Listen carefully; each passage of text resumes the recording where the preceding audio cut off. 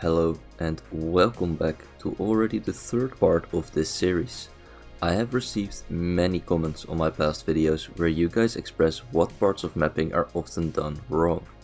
I have read all of your comments and the majority seems to agree that player guidance is very often a problem. Because of this, in this part of common mapping mistakes and how to solve them, I will go into detail on how to make your map clear and easy to drive. So let's jump right in with number 5. The most obvious problem is when you cannot see an upcoming turn. This is what we would call a blind turn. Blind turns happen mostly in two ways. Firstly, blocking the inside of the turn with high walls or other scenery will cause the player to not be able to see the full turn. This means that you cannot judge how long the turn is and thus not allow you to properly set up for the turn.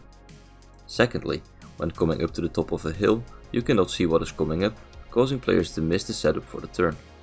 So let's look into how to solve both these cases. For the first problem, make sure to leave the inside of turns open, allowing the player to see the entire turn as they have to set up for it.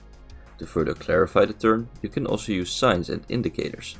The basic signs can show the direction of the turn, but using custom sign packs you can even show how long and sharp the turn will be. If you want to avoid signs, you can use indicators instead. A very easy and common indicator is a wall ride around the outside of the turn. This is easier to see as it is thicker, higher up and can be made in a contrasting color. These same solutions also work for the uphill. Here you will need to make the indicators and signs visible while going up the hill so they can prepare for the turn in time. In a later point, I will go further in depth about proper sign usage. Another smart solution is to work with open and closed spaces. When driving, your eyes will focus on the areas you can drive to. If there is a wall on your left but open space to the right, you will instinctively go right. Similarly, some blocks attract players' attention, such as effect blocks, boosters and checkpoints. Placing these where the player can see them will cause players to instinctively go towards them.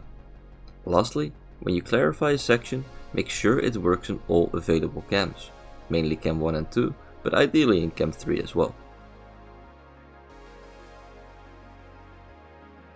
Blind jumps and blind turns are very similar. In both cases, the issue is not being able to see where to go. However, the solution for jumps can be a little bit different from turns. Open and closed spaces still work the same, but indicators and signs will need to be placed differently. For jumps, I only suggest one type of sign, which is an arrow down directly above the landing area. Indicators can also be made in the same way. A clear point to aim for above the landing area will work, but if you want to indicate a larger landing area, you can instead put indicators on the furthest left and right boundaries. When using indicators, you always need to be clear on what counts as an indicator. You can do this by using the indicator earlier to get the player used to aiming for it. But it is mostly important to use your indicator only for indicating. If you use your indicator somewhere else on your map as scenery, it might get confusing. Besides showing the direction of the jump, indicators can also show the distance to the jump when placed at the distance of the landing zone.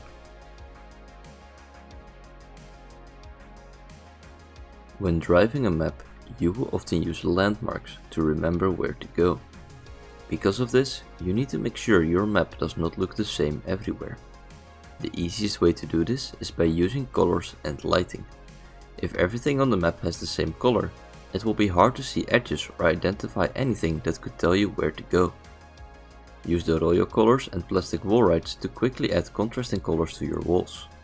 You can also use the royal colors on road pieces to give the borders a more identifying color. For lighting, it is important to not overdo it. If you add many lights of the same color, it will completely override any accent colors you might have added to your map.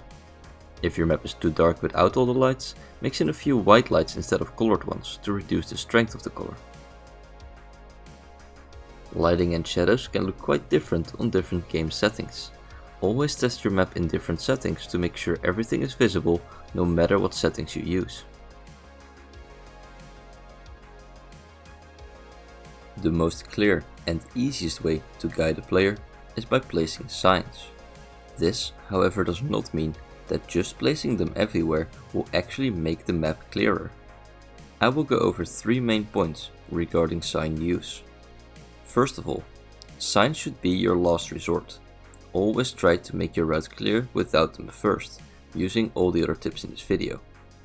If you truly can't find a way to make it clear, it is time to add a sign. At this point, you need to make sure the sign you place has the intended effect.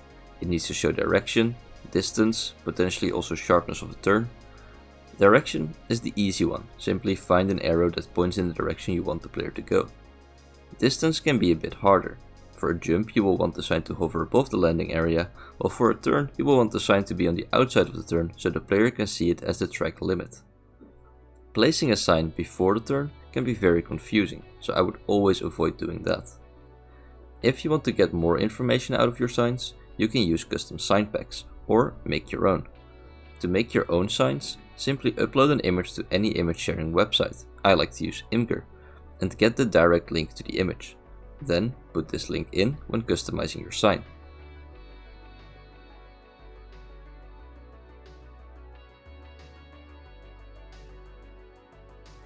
When you have done everything mentioned previously, there is one last thing to check for.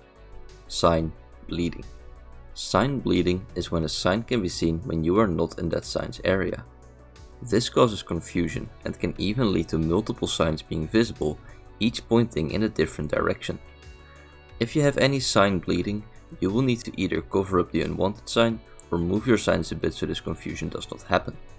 Also, double check if every sign you placed is actually needed, as sign bleeding is a common result from placing too many signs. If you are more knowledgeable on Media Tracker, you can even use 3D triangles to make signs that only appear when you are in the area when you need them.